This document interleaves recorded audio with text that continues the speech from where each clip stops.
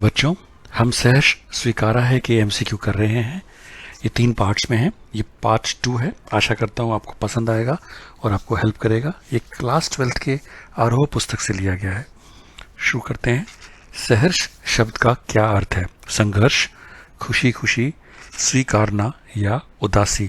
उसका सही जवाब है बच्चों, स्वीकारना। कवि प्रभु के प्रति क्या समर्पित करना चाहता है? सर्वस्व, धन, प्राण या संपत्ति? उसका सही जवाब है सर्वस्व, सब कुछ।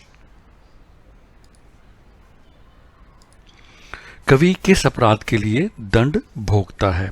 प्रभु को भूल जाने के, गलत कार्य करने के, कोई कार्य ना करने के या सबसे लड़ने के? इसका सही जवाब है प्रभु को भूल जाने के दंड का। मुक्तिबोध जी किस प्रवृत्ति के व्यक्ति थे? घुमक्कड़, विचारक या इनमें से कोई नहीं, या घुमक्कड़ भी और विचारक भी? तो बच्चों वो घुमक्कड़ भी थे और विचारक भी थे, तो ए और बी दोनों। प्रस्तुत कविता में कवि किससे भयभीत है? वर्तमान से, भविष्य से, शासन से या अतीत से? उसका सही जवाब है भविष्य से। कवि ने व्यक्तिगत संदर्भ में किस स्थिति को अमावस्या कहा है? जीवन के सुखों को, रोशनी को, संघर्ष को या जीवन के दुखों को? तो बच्चों जीवन के दुखों को उसने अमावस्या कहा है। भीतर की सरिता से कवि का क्या तात्पर्य है? नगर के बाहर बहने वाली सरिता, हृदय की सरिता, शरीर की सरिता या नगर के बीच से बहने वाली सरिता? तो बच्चों इनका तात्पर्य है हृदय की सरिता। प्रस्तुत पंक्ति को पूरा करें।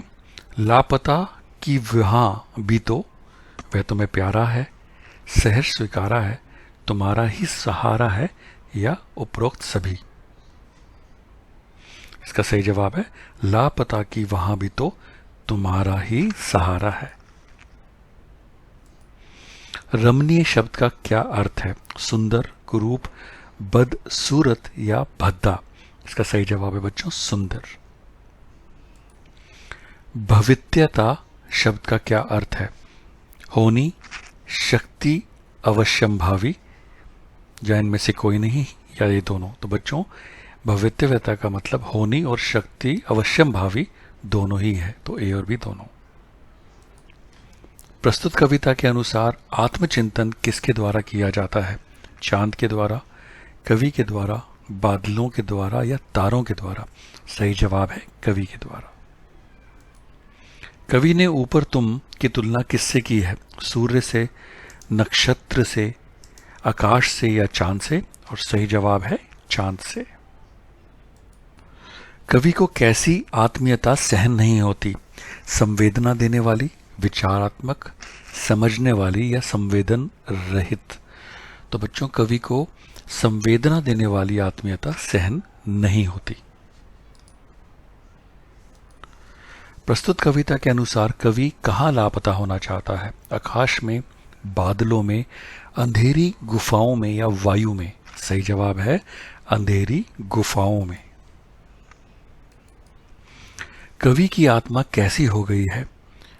पीड़ा से भरी हुई, कमजोर, भाव शून्य या सशक्त? और बच्चों इसका सही जवाब है कवि की आत्मा कमजोर हो गई है। गुफाओं शब्द का अर्थ क्या है? सुंदर, गुप्त, गुफाओं या गुना? तो बच्चों गुफाओं का इसमें शब्द गुफा ही है, और या गुप्त भी हो सकता है, लेकिन ये थोड़ा ट्रिकी सा क्वेश्चन था, इसलिए मैं आपको या तो गुफाओं या गुप्त में से एक चूज करने को बोलूँगा। लेट मी आप गेस आप क्या सोच रहे हैं, और मैं आपको बी जवाब बताता हूँ।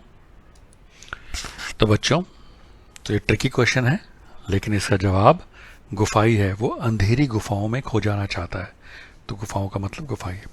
तो बच्चों ये लास्ट एमसीक्यू था पार्ट 2 का। इसके बाद मैं पार्ट 3 भी पब्लिश करने वाला हूँ। आशा करता हूँ ये एमसीक्यूज आपको ज़रूर हेल्प कर रहे होंगे।